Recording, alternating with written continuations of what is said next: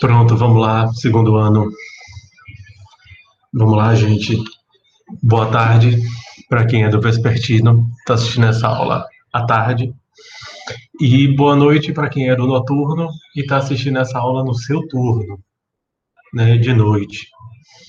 Gente, vamos tentar encerrar uma parte aqui do assunto que a gente está vendo nessa unidade. Na verdade, o primeiro assunto que a gente está vendo nessa segunda unidade, né? Talvez a gente retome ele ainda, mas a gente está sempre retomando, né? Está sempre tentando estabelecer bases para que a partir dessas bases a gente possa construir, né, outras coisas por cima disso. Então, essa base aqui, essas coisas iniciais que nós estamos vendo, são muito importantes. Deixa eu lembrar se tem algum recado para dar para vocês, mas eu acho que não. Eu acho que a gente está tranquilo. As notas de vocês, eu vou ver se eu libero hoje ainda, porque o que importa realmente da nota de vocês é saber se alguém foi para recuperação ou não. E eu acho que na turma de vocês, comigo, eu acho que não. Eu acho que todo mundo que está aqui, que está frequentando, está fazendo as atividades, né? Eu consegui pontuar de maneira satisfatória para que ninguém precisasse ficar em recuperação da unidade, recuperação paralela, porque acho que não tem necessidade. Eu acho que se você está aqui, está frequentando, né, está fazendo os exercícios, muita gente perde a data, né? Usa isso aqui como se fosse qualquer coisa. Qualquer dia acha que pode mandar o exercício e manda. Tá aqui fazendo essas coisas e tal, tira dúvida, pergunta, vai atrás, às vezes me marca em determinadas coisas, assim, em redes sociais, que tem a ver com o conteúdo que a gente está vendo. Aí eu sei que vocês estão se dedicando pelo menos o mínimo possível, e eu acho que tem sido satisfatório até agora. Eu passei aquele questionário para vocês responderem sobre a autoavaliação, né? Porque eu não queria saber daquelas coisas, né? Eu fiz aquele questionário de autoavaliação para que vocês respondessem aquilo e respondendo aquilo, vocês se tocassem de como vocês estão, do que vocês estão pensando, do que vocês estão sentindo, né? De como vocês estão passando até aqui com esse ensino remoto. Eu, eu, eu vejo um pouco disso, né, durante as aulas, da maneira que vocês me perguntam, as coisas que vocês me perguntam, né, o horário que vocês me perguntam, o tema das coisas que vocês me perguntam. Então eu tenho mais ou menos uma noção de como as coisas estão. É claro, eu não tenho como estar no coração de ninguém aqui, né? Eu só sei das coisas que vocês me falam. Se vocês não me falam, se vocês ficam aí no silêncio, não dá um ai, nem um oi, né? Consegue distinguir. Não fala nada, só manda a foto do exercício sem um boa tarde ou boa noite, simplesmente manda a foto, não diz nome, né? Faz de lápis. Não é nem a questão de tirar foto, porque o problema não é o celular da pessoa. Tirar determinadas fotos ou tremidas ou no lugar escuro que não dá para ler o que está no cabeçalho e não dá para ler o nome da pessoa nem data e a pessoa também não bota o nome quando manda para mim as coisas, né? E eu já pedi diversas vezes, quando for me mandar alguma coisa, quando for falar comigo, boa tarde, professor, boa noite, professor, meu nome é tal, eu sou de tal série, tal turno, eu sou do primeiro ano, eu sou do segundo ano vespertino, sou do segundo ano noturno. Não custa nada vocês fazerem isso. Vocês simplesmente me mandam duas fotos do caderno e acabou. Eu que me lasque para poder adivinhar o que é que está escrito ali. Às vezes não dá para ler, porque realmente não dá. Vocês falam, não dá para dar zoom. Quando dá zoom, distorce. Vocês sabem. Abra a câmera do celular de vocês e dê zoom em qualquer coisa. Vai distorcer. É isso que acontece. Então, assim, mas acho que fora essas reclamações, que na verdade não, acho que nem são reclamações, assim. Acho que são coisas normais do ensino remoto. Mas não é porque é normal do ensino remoto que vocês vão fazer zero esforço para mudar, né? Não é assim. Se a gente pode melhorar alguma coisa, eu acho que não faz sentido a gente não dar o nosso máximo para poder melhorar naquilo. Então, gente, vamos tentar partir. Eu não vou compartilhar a tela, não, porque o exercício vocês já têm, vocês têm a imagem do exercício, vocês já responderam o exercício no caderno. Eu passei o exercício para ser feito em grupo, porém, é claro, né? Eu espero que cada um de vocês tenha esse material no caderno, porque quando chega a época de precisar estudar isso, você já tem em mãos, né?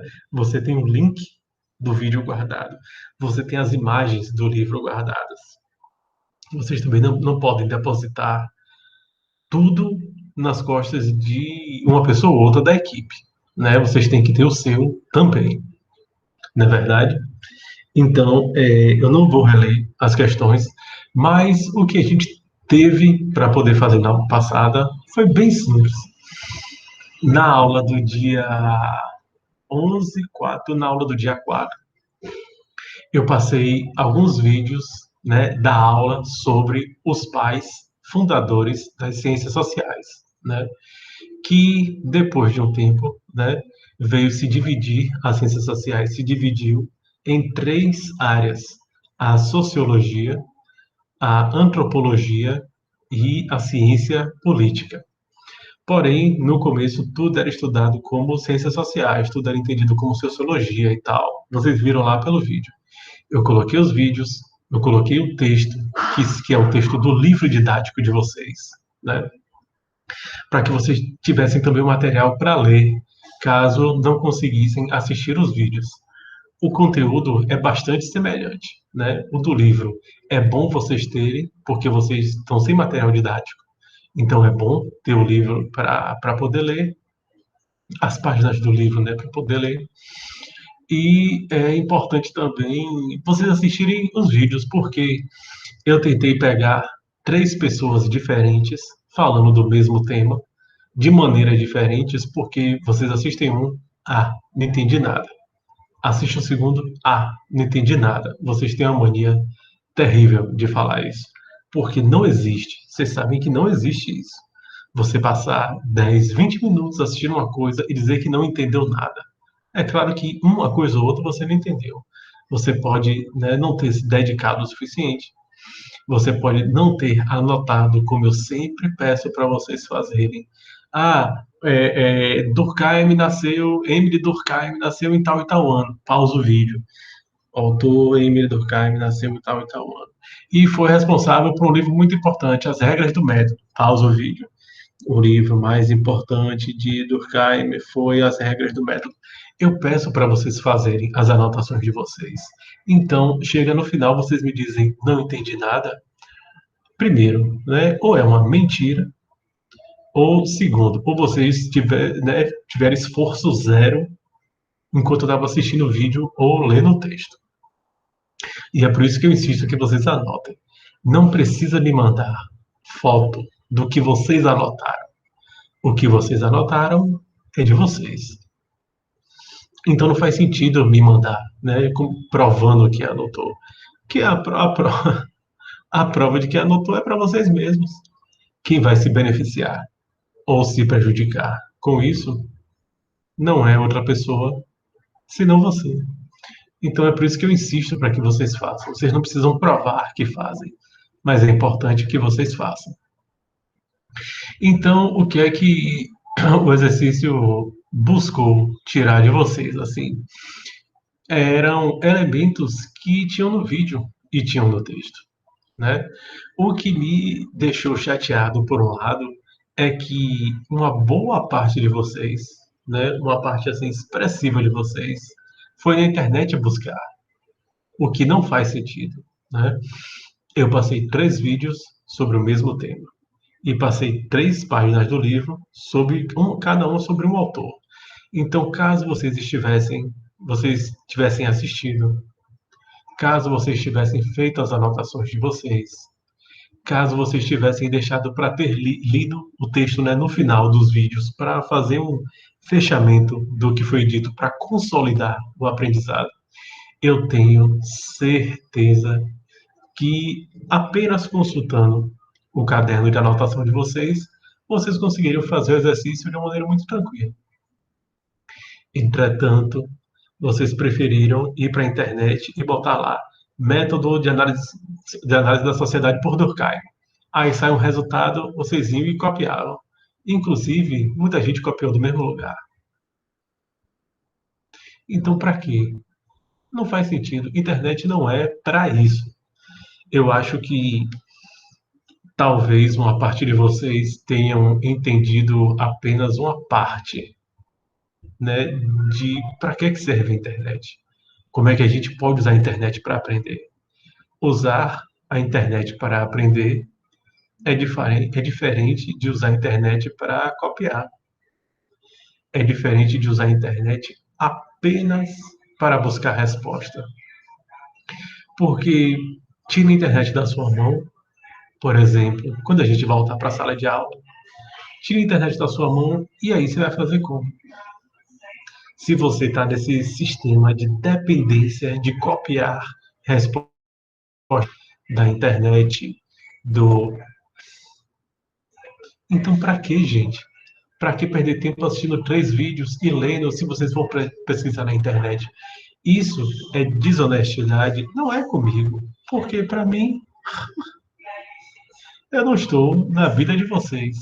Eu não estou aí do outro lado para poder ver isso, né? Eu não tenho esse controle, mas é desonestidade sua com você mesmo, porque quando você precisar, você vai lembrar, isso aqui eu copiei da internet, eu não aprendi, eu talvez não tenha me dedicado o suficiente para poder aprender, e vocês têm condições totais para isso.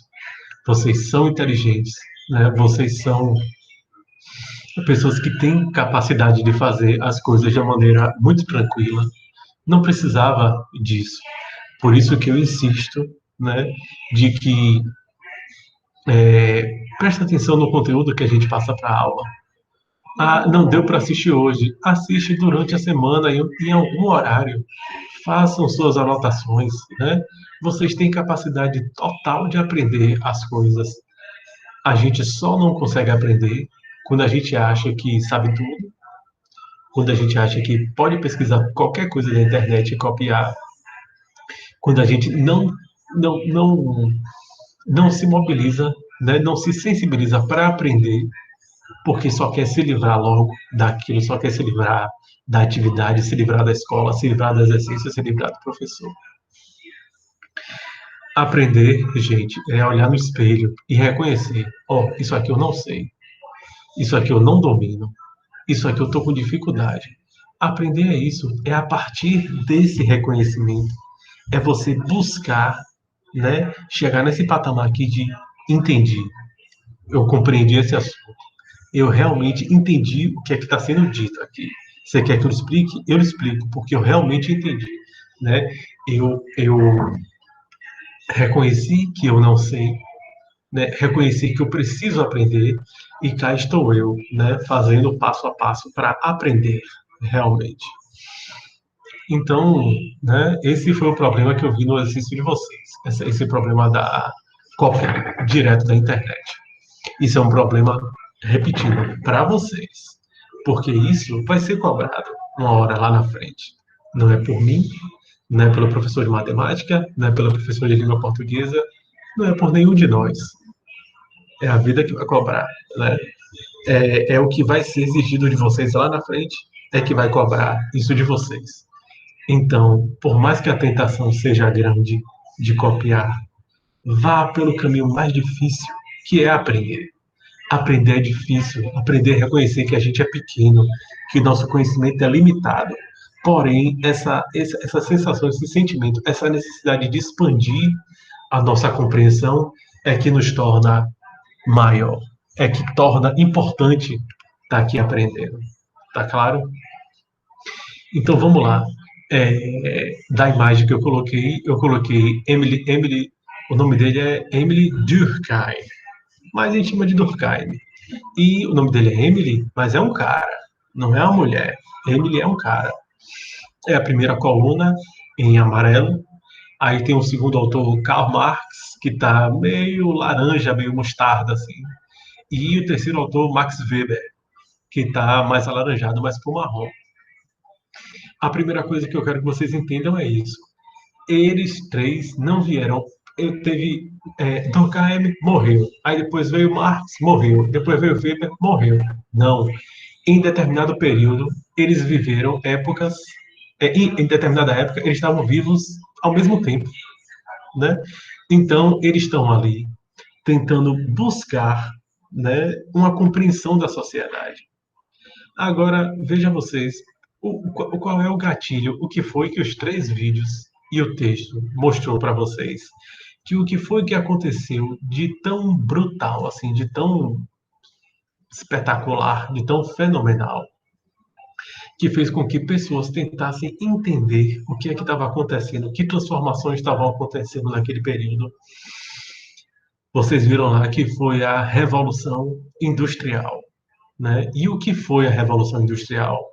Foi a saída de um tipo de produção manual das coisas, costurar uma bota, né? Costurar uma camisa do zero, né? Fazer uma mesa ali no serrote, ali com a madeira, tcheco, tcheco, tcheco, tcheco, tcheco, tcheco. Foi sair desse estado de produção e passar para um estado de produção em larga escala, produção em massa. Ao invés de uma pessoa costurar uma bota, 100 pessoas trabalhavam numa linha de produção costurando 10.000 botas por dia. Então, isso foi a revolução industrial. O que é uma revolução? É sair de uma configuração de sociedade para outra totalmente diferente, né? Para uma outra maneira, um outro modo de viver, uma outra dinâmica de sociedade. É isso que é revolução. E por que industrial? Porque essa revolução se deu na indústria, se deu na produção de bens, de coisas, né? Na produção de objetos. Inicialmente foi lá que se deu essa revolução. Vocês viram também no texto que o que permitiu essa revolução foi a descoberta da eletricidade, né? Vocês viram lá que antes as coisas eram produzidas de modo manual, né? Fazer um jarro de barro, fazer uma mesa, fazer uma bota, fazer uma camisa, um chapéu ou fazer um prato. Passou para um modo de produção onde era usado a energia térmica, ou seja, a partir da queima do carvão, gerando vapor, e esse vapor moviam as máquinas industriais.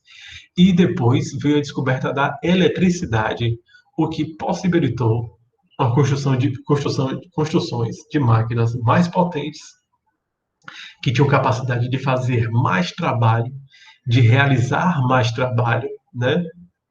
Sendo manuseada ali por seres humanos, por pessoas, e permitiu que a produção das coisas aumentassem assim a níveis estratosféricos para a época.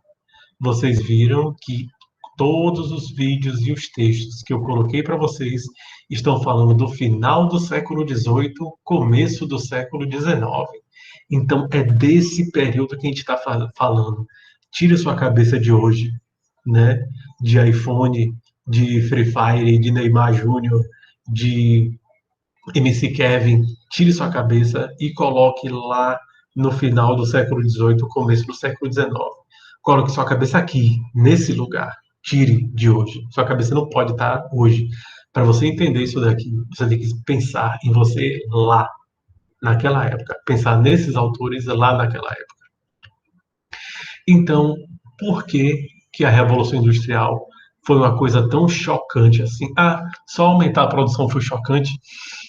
Por quê? Porque quando você aumenta a produção, você cria máquinas e você, ao invés de usar apenas a mão de obra humana e você passa a usar máquinas para fazer o trabalho, você muda a maneira que o trabalho funciona. Você muda a maneira como o trabalho acontece. Vocês já viram lá a história que antes tinha o papel do artesão, né? Que era a pessoa que detinha o conhecimento de como fazer uma bota, né? Pega o animal, sacrifica, né? Mata, pega o couro, deixa o couro curando, deixava, né? O couro curando no sol, fazia a raspagem e a secagem do couro, pega aquele couro, estica no fogo, né? Coloca no calor para dar elasticidade. Pá. Aí pega aquele couro, depois corta na medida de uma palmilha, né?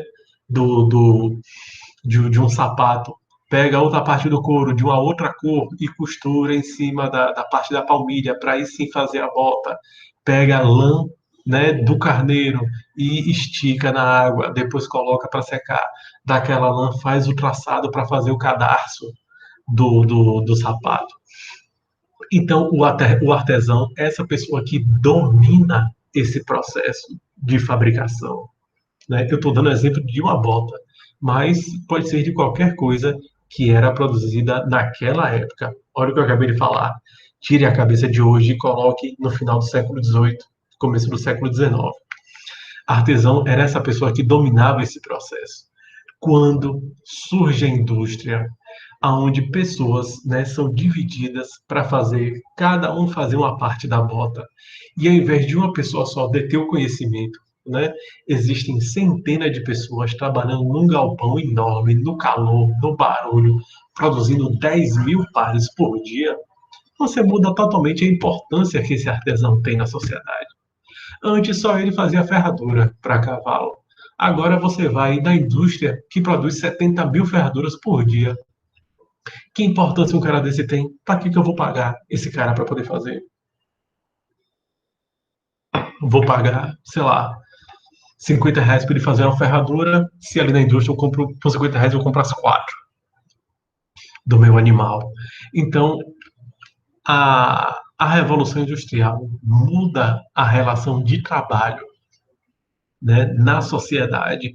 E o que esses três autores vão perceber é que o trabalho é o alicerce da sociedade. A sociedade está aqui, ó, alicerçada em cima disso. É claro, existem outras coisas importantes também na sociedade. Existe a religião, existe a economia, existe a política, existe a educação, né? Existe o esporte, existem diversas coisas na sociedade, todas elas muito importantes.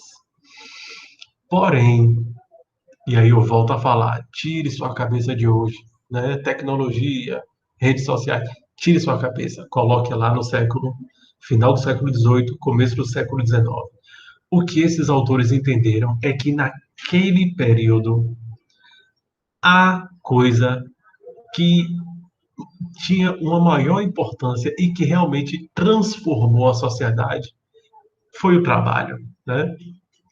Quando o trabalho muda, a sociedade toda muda junto com ele. De lá para cá, já existiram outras transformações do trabalho, né? O Fordismo, que vocês já viram, se não viram, vão ver em história ou geografia, né? Teve as questões de terceirização, precarização, agora nós estamos passando pela uberização, que é algo que nós vamos ver mais para frente.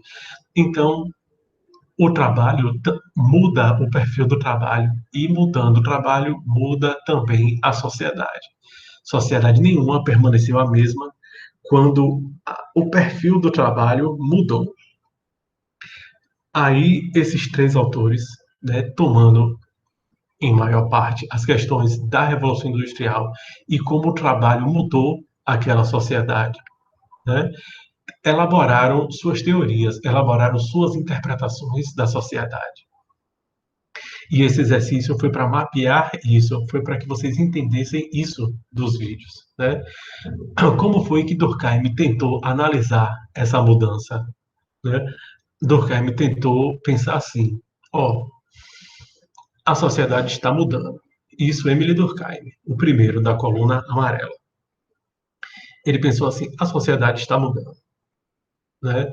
A sociedade parece muito, muito, muito com os organismos lá da biologia, né? Um órgão né? O rim não sobrevive sem o fígado, que não sobrevive sem o coração, que não sobrevive sem o estômago, que não sobrevive sem a coordenação do cérebro. Então, a sociedade funciona como um organismo, né, interligado. Todas as peças da sociedade dependem umas das outras. Se uma se desgarra ou uma começa a falhar, a fazer as coisas de maneira errada, corre o risco da sociedade toda se desestabilizar também. Então, como é que Durkheim vai tentar estudar a sociedade? Como se fosse um organismo, né? Como se fosse algo que a gente vê na biologia, como se fosse uma célula, como se fosse um organismo, como se fosse um sistema, né, do corpo humano. Ele vai tentar ver as interdependências entre os grupos sociais. E como é que ele vai fazer isso? Ele vai dizer, ó, a gente não pode tomar as coisas que existem na sociedade como dadas, como certas, como, não, isso aí eu já sei, isso aí eu conheço. Nós temos que tomar isso aqui como fato. E o que é fato? O fato é o que é a coisa. Ou seja, como é que eu vou estudar o trabalho, né, na sociedade? Ah, o trabalho quem faz são as máquinas e as pessoas operam as máquinas. Não é bem assim, né? Para a pessoa operar a máquina, ela tem que ter um treinamento. Para a pessoa trabalhar na indústria, ela teria, na época, tinha que morar perto da indústria, né? E em que condições essas pessoas viviam, né? Em que condições essas pessoas moravam? Qual era a condição de saúde dessas pessoas? Então você pega um objeto, estuda ele por si só, né? Você não toma as coisas como sabidas, como dadas. Você se aprofunda no objeto. Aí eu vou falar de autor por autor, que é mais fácil do que a gente ver uma coisa de cada coisa, né? A contribuição de Durkheim para as ciências sociais, a segunda linha aqui, né? O que Durkheim fez foi justamente tirar, porque até então os estudos que existiam sobre sociedade eram da área da psicologia. Como é que se estuda o suicídio? Ah, individual. Como é que se estuda a relação de trabalho? Ah, como cada trabalhador lida com o trabalho. Durkheim consegue retirar esses temas da psicologia e trazer para uma ciência nova, trazer para o estudo da sociedade, estudar as coisas, estudar os comportamentos de grupos, não o comportamento de indivíduos. A sociedade não são indivíduos, a sociedade é o grupo de pessoas, né? Esse grupo de pessoas que formam esse organismo que eu falei anteriormente. Então, o que Durkheim vai fazer é isso, é retirar da psicologia os estudos de grupos, os estudos da sociedade, porque antes todos os estudos que existiam sobre o ser humano eram área da psicologia, eram coisas estudadas pela psicologia, né? Inclusive, um dos livros de Durkheim, O Suicídio, é um estudo extenso, maravilhoso sobre as formas de suicídio, de que se matar não é só a pessoa morrer, né? Não é só isso. Isso é a consequência do suicídio. Porém, né, existem diversas formas de suicídio. Vocês lembram do caso daquela professora que entrou no incêndio para poder salvar as crianças do colégio? Ela salvou as crianças e ela morreu? Isso é um tipo de suicídio, né? Um policial que, quando ele se propõe a passar no concurso e fazer as coisas, enfrentar as paradas.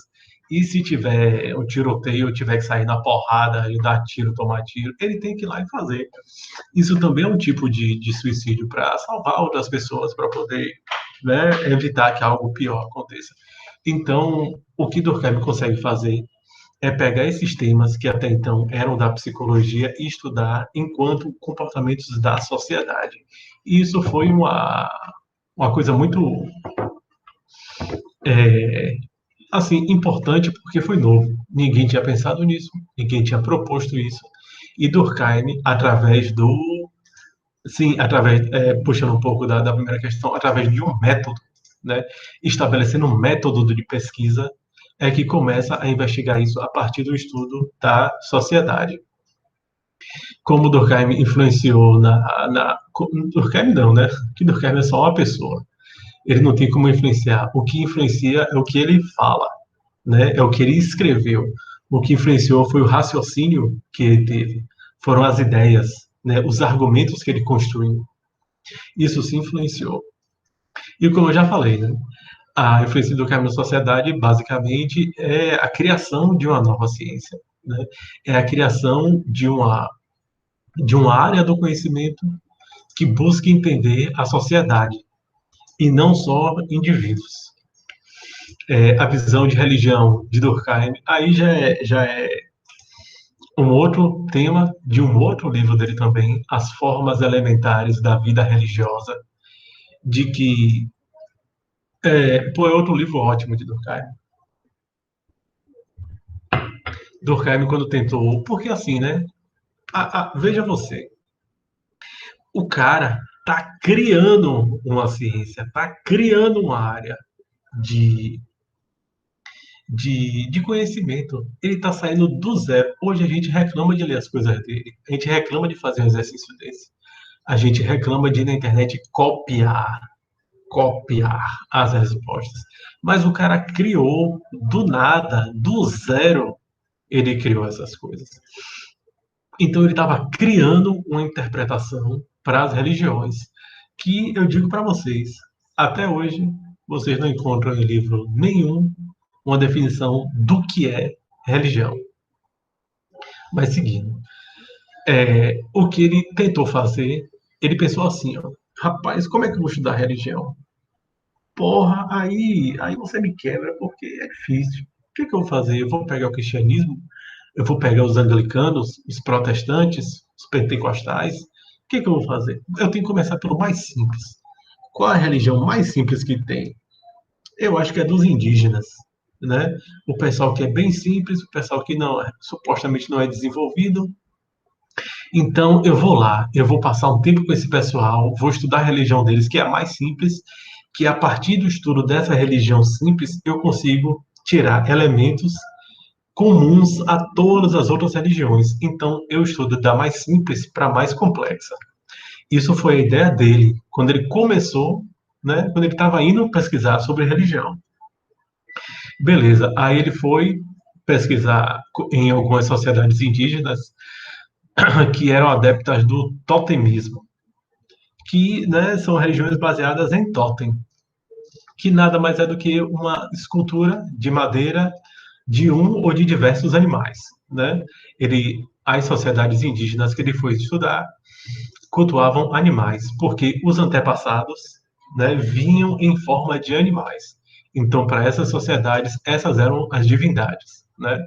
Só que foi passando o tempo, foi passando alguns meses, foi passando alguns anos, foi passando algum tempo e Durkheim conseguia, continuava sem entender absolutamente nada do que estava acontecendo ali. Ele chegou com a ideia, chegou com a impressão para fazer pesquisa, só que ele viu que era uma coisa muitíssimo complexa, aquelas coisas. Determinado animal, né, não comia determinada coisa, então as pessoas também não podiam comer. E determinados períodos do ano tinham que fazer determinados rituais para aquele animal. E aquele animal geralmente era predado por outro. Então tinha toda uma relação de comportamentos animais com comportamentos humanos. Tinha alguns lugares que tinham relação com mais de um animal, por exemplo, com o castor, que ele, nas plantações de amendoim, ele rouba o amendoim, leva para um outro lugar, enterra, e é a partir dali que se faz uma outra plantação de amendoim. E é o amendoim que alimenta aquelas pessoas. E o pessoal diz: ó, o castor é nosso antepassado, vindo nos ajudar a nos alimentar, porque ele está pegando e nos indicando: ó, planta amendoim aqui. A capivara, né, que faz alguma coisa semelhante assim também, ou um determinado animal que pega milho de um lugar, enterra a espiga em outro e dali começa a ter um milharal. E eles entendem que ali é um novo terreno para poder plantar, que é um período, né, específico para poder plantar. Então, ele percebeu que não é bem assim, que esse problema da religião não é uma coisa tão simples, não é uma coisa tão fácil de lidar. Então, a visão de Durkheim sobre religião é de que não é possível chegar, né, para pesquisar uma coisa já com ideias concebidas antes, que você precisa aprender aquilo dali e que absolutamente nada na sociedade é simples. Nada na sociedade é mais simples do que outra. Ele foi com essa ideia de que existiam religiões simples e religiões complexas, porém ele percebeu que tudo é complexo, que tudo é muito complicado de compreender, que não é só assim, né?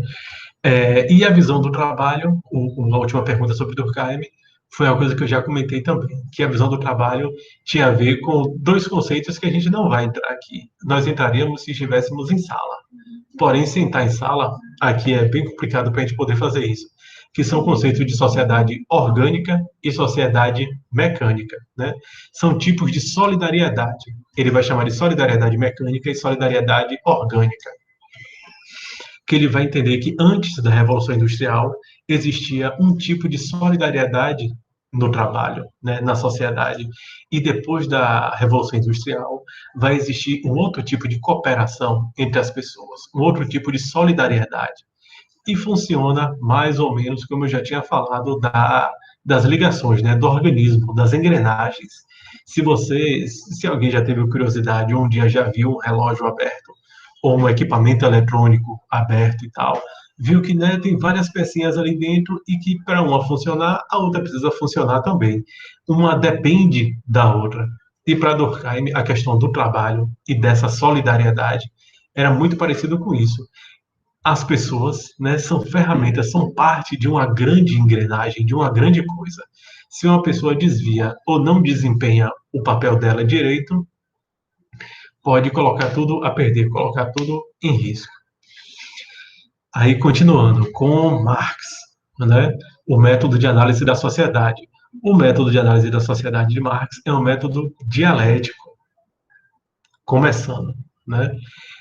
O que é dialética? É você construir uma tese, ou seja, né, você construir um argumento, você defender uma ideia e você confrontar essa ideia com outra ideia, né? Confrontar a tese com a antítese, a antitese, né? Você confrontar um argumento com outro argumento e a partir desse confronto, e isso aqui é muito importante em Marx, a sociologia de Marx é uma sociologia de confronto, é a sociologia de embate, é a sociologia de luta, né? De uma ideia com outra ideia, e a partir dessa luta é que surge, né, uma terceira coisa, é que surge a síntese, surge não é meio termo, mas é dessa discussão entre as duas coisas é que surge uma terceira coisa nova, né? Isso é um método dialético que ele pega de Hegel, um filósofo que veio antes dele. A partir disso, né, Marx vai criar o seu método de análise, que é o materialismo histórico. Então, a dialética, que ele pega de influência de Hegel, ele transforma na sociologia dele em materialismo histórico, que é entender que as condições das sociedades são frutos da sua história, né? As condições materiais da sociedade. Se aquela sociedade é muito rica, se aquela sociedade tem muita industrialização, se aquela sociedade tem pessoas que são muito ricas, ou se os problemas de desemprego, de educação daquela sociedade ainda existem ou já foram resolvidos, tudo isso é fruto da história daquela sociedade. E essa história é uma história de conflito. Sempre foi, sempre será, para Marx. É um conflito de quem tem a propriedade das coisas e quem não tem nada, só tem sua força de trabalho para vender.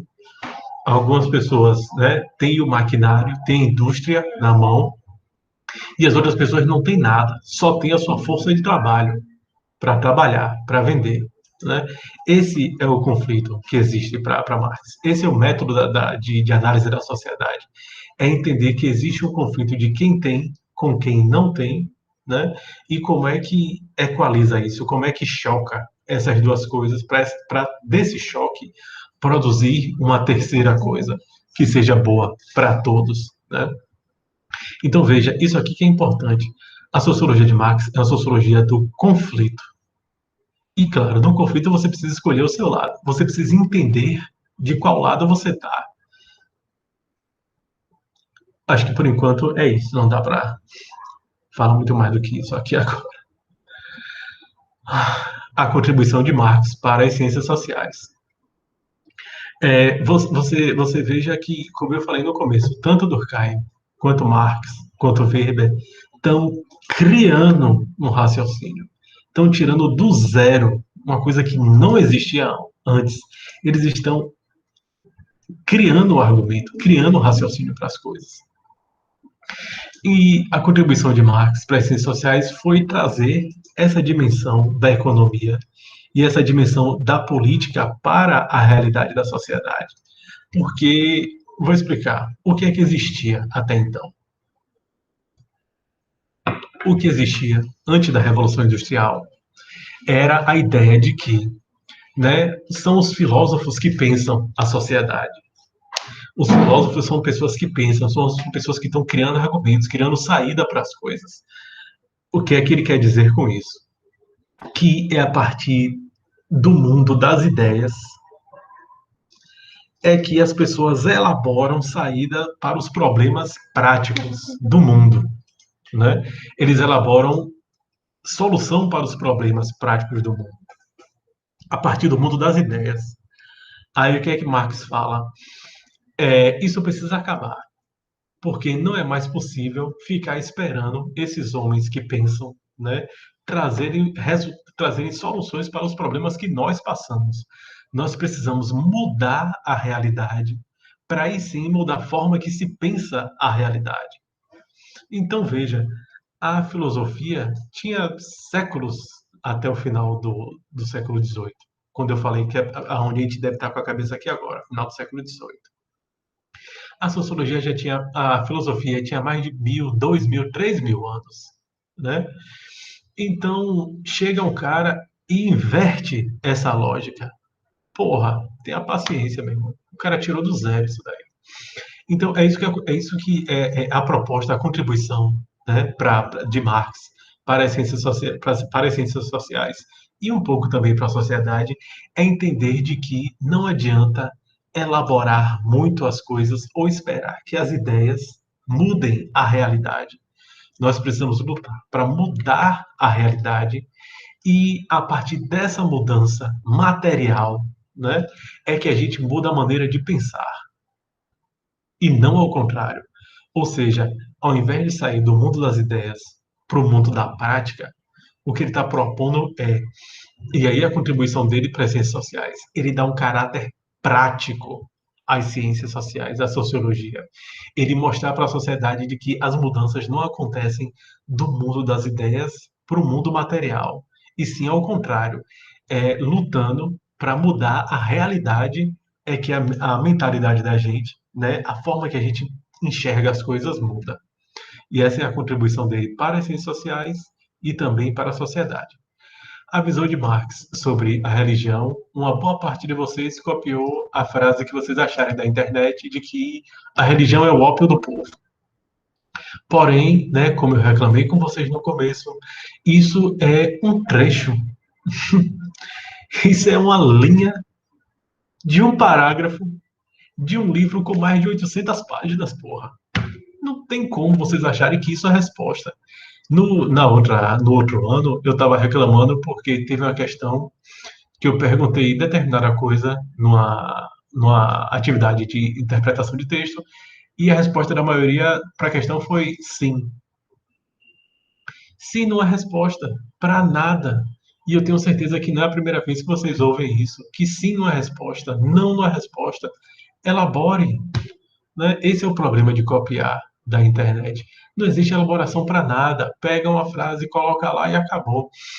O que Marx estava tentando falar, né, nesta linha, que fazia parte de um parágrafo, que fazia parte de um capítulo de um livro de mais de 800 páginas, é que é difícil romper com a religião na sociedade, que a religião é algo que sustenta as pessoas, né? Que a religião é algo que aplaca um pouco a dor da realidade e da falta de certeza que a gente tem das coisas.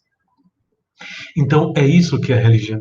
O ópio né, que a grande maior parte das páginas da internet fala, quando fala de Marx e religião, o ópio é como se fosse não necessariamente uma droga. Hoje existe essa interpretação de ópio como droga, mas como eu já falei, se a gente pegar a cabeça da gente e colocar lá no final do século XVIII, começo do século XIX, o ópio era utilizado para dor, o ópio era utilizado para relaxar, o ópio tinha outros tipos de uso e outros tipos de entendimento do que é o ópio, né?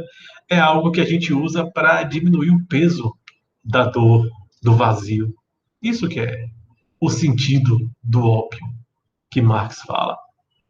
É que é algo que a gente dificilmente consegue viver sem e que dificilmente a gente consegue romper na sociedade. Aí, qual é a crítica de Marx com relação à religião? É como os líderes religiosos usam a religião para acabar dominando a população, né? E obrigando você a fazer isso, obrigando a colocar o homem na posição superior à da mulher, enfim, a fazer as pessoas aceitarem diversas coisas injustas, a roubar as pessoas e tal. Então, essa é a crítica. E sobre o trabalho, né? A gente tem coisa demais para falar da visão de Marx sobre o trabalho, porque o trabalho de Marx é totalmente fundamentado nas relações de trabalho da sociedade. Olha o que eu falei para vocês no começo. Para esses três autores, o trabalho é algo que estrutura a sociedade. Quando isso daqui muda, a sociedade muda também. Né? Então, para Marx, o trabalho é a categoria mais fundamental da sociedade. E é através dela que deve vir a mudança da realidade. É através da mudança nas características das relações de trabalho, é a partir dessa mudança é que a sociedade vai se transformar. Então, veja, qual a visão do trabalho para Marx? Para Marx, o trabalho é o meio para a transformação da realidade. Transformação no quê? Numa realidade melhor. Numa realidade melhor construída, mais justa, mais igualitária. Basicamente é isso. Passando para o último autor, né, da última coluna, Max Weber, que está aqui laranja, meio marronzinho, né, o método da análise da sociedade, o método de análise, né, da sociedade de Max Weber era uma sociologia compreensiva. E isso foi dito lá naquele vídeo, nos vídeos, né? O que é uma sociologia compreensiva? É uma sociologia que busca entender não só é, não só elaborar o que aquele grupo deveria fazer, né? Não só elaborar como as coisas deveriam ser, mas compreender a partir da ação dos membros daquele grupo. Por exemplo, eu não sei, é porque na época de vocês, na época de vocês não, né? Porque vocês são adolescentes bem jovens, não pegou a época dos pit boys, né? Aquelas coisas que passavam naqueles caras malhados que andava com cachorro na rua tocando terror e tal. Sim, tem uma coisa da época de vocês que são os K-Popper. Pronto. Aí K-Popper, K-Popper, vocês sabem o que é. Pessoa que gosta de música pop coreana. Tem os K-Popper, K-Popper, tem J-Pop, tem C-Pop, que é o da China, tem o J-Pop do Japão. Isso vocês sabem. Então, o que é que Weber dizia? Né? Que para entender esses grupos é necessário compreender suas ações, né? Como é que eles se vestem? Quais são as gírias que esse pessoal usa, né? Do que é que eles gostam, o que é que eles consomem, de que cor eles gostam de se vestir, né? Que tipo de estilo eles usam. Que é a partir da compreensão desses elementos é que você consegue entender aquele grupo da sociedade. É uma sociologia compreensiva, você estuda os elementos daquele grupo para tentar entender como é que aquilo funciona e explicar o funcionamento daquele grupo. Aí, a partir disso, ele vai tirar determinadas características, né, de liderança, de carismático, de liderança política e tal. Mas acho que aqui a gente não tem tempo para poder entrar nisso. Se a gente tivesse em sala, a gente entraria. Acho que aqui a gente não tem tempo. A contribuição de Max Weber para as ciências sociais foi trazer essa área totalmente nova dentro da sociologia, de uma sociologia compreensiva, uma sociologia menos apegada à teoria. Porque o que é uma sociologia compreensiva? Eu falei de Durkheim. Durkheim disse o quê? Que é preciso de método, né? É preciso de teoria para poder estudar a sociedade. Marx está preocupado em entender para transformar, né? E Weber pega essa questão da compreensão, né, para poder ter condições de explicar melhor, de entender melhor, de buscar, né, compreender melhor, porque para Weber essa questão puramente teórica. É necessário entender. É isso que a sociologia faz, buscar entender, buscar compreender. E só. Para Max Weber, a sociologia não tem compromisso com transformação, não tem compromisso com mudança. O que a sociologia faz é estudar, é apenas compreender.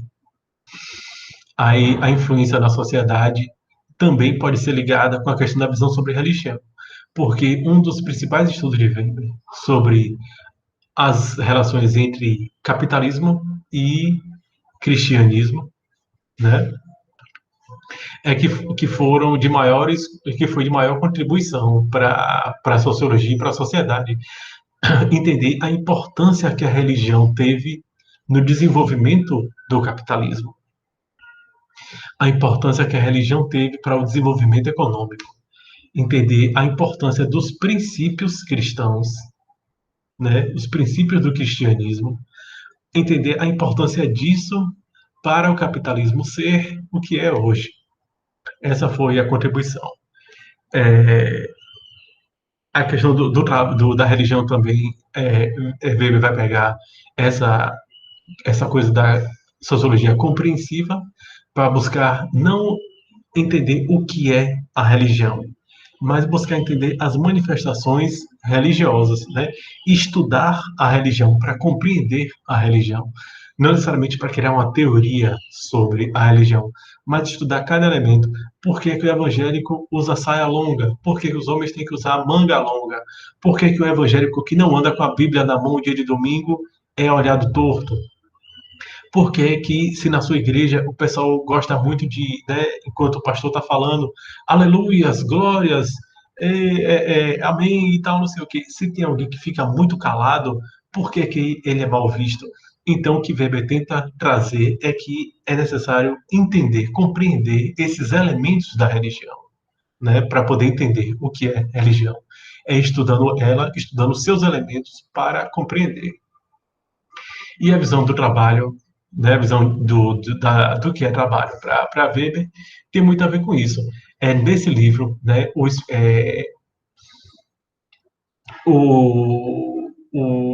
o cristianismo, né, e o espírito do capitalismo é que ele vai trazer essa importância dessa relação entre religião e trabalho, entre religião e economia, né? É a partir desse estudo que ele vai traçar, né, os paralelos, assim, as coisas similares entre uma e outra, para tentar mostrar por que, que a religião foi importante no desenvolvimento do capitalismo e por que que, né, o cristianismo, o nome do livro é A Ética Protestante e o Espírito do Capitalismo, para dizer que eu não sabia do título do livro. Ele vai mostrar a importância da religião para o trabalho, né? Então veja a diferença com os outros dois autores. Durkheim enxergava o trabalho como uma peça fundamental no organismo que era a sociedade. Karl Marx já tinha uma outra ideia do que é o trabalho para a sociedade. Para Marx é ferramenta de mudança social, né? Já para Weber, ele vai enxergar as questões do trabalho ligadas com a questão da religião, né? Isso já traz uma outra perspectiva. Então, veja, são pessoas que estão ali criando do zero os seus raciocínios, né? E tentando criar uma ciência nova. E eles realmente conseguiram, né? Depois, com o passar do tempo, as pessoas estudando as obras desses autores viram que eles fazem parte, na verdade, de um mesmo grupo, né? Que é esse grupo de quando surgiu a sociologia, que é a partir da obra desses autores que foi possível, né, surgir a ciência que estuda a sociedade. Tá claro, gente? Eu, é, em breve, libero as notas aqui, né, finais da unidade. Eu acho que ninguém foi para recuperação comigo aqui, não me lembro. Mas eu espero que, sim, da correção. Eu espero que vocês assistam esse vídeo, que vocês retornem ao que vocês fizeram, né, para poder comparar uma coisa com a outra, né? Isso aqui eu consegui fazer, isso aqui saiu igual, isso aqui saiu muito diferente. O professor, isso aqui eu errei, tá errado, né? Então vocês, por favor, corrijam daí desse jeito o que vocês fizeram sobre o exercício. E qualquer coisa, eu estou aqui ou aqui, né? Não sei em que lado vai ficar esse vídeo, né? Vai ficar aqui para mostrar o privado. Qualquer coisa, eu estou aqui no privado e vocês falam comigo que a gente tira dúvidas. Ou vocês vêm falar o que vocês quiserem falar sobre o exercício, sobre o tema, sobre os autores também. Tá bom? Valeu, pessoal. Até a próxima. E já já eu coloco aqui a. Na verdade, eu não sei se eu vou colocar a lista de presença. Eu estou pensando como é que eu vou fazer a presença com vocês, porque passar aquele formulário não, para mim não está dando certo. Eu vou tentar fazer de uma outra maneira. E aí a gente conversa. Eu vou deixar escrito aí de alguma maneira como é que a gente vai fazer isso. Tá bom? Valeu, pessoal. Até a próxima.